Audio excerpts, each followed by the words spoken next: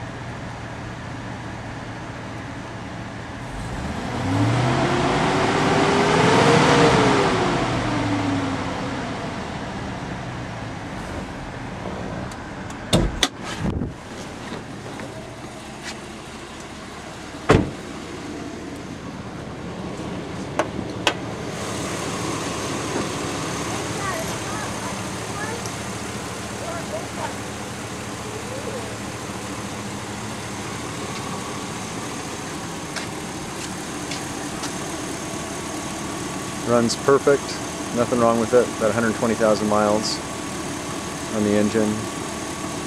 It's going to be pulled out and Duramax diesel engine will be put in its place. So I'll be selling the engine, the transmission, and the transfer case. Just wanted to document that this engine runs just fine, there's nothing wrong with it.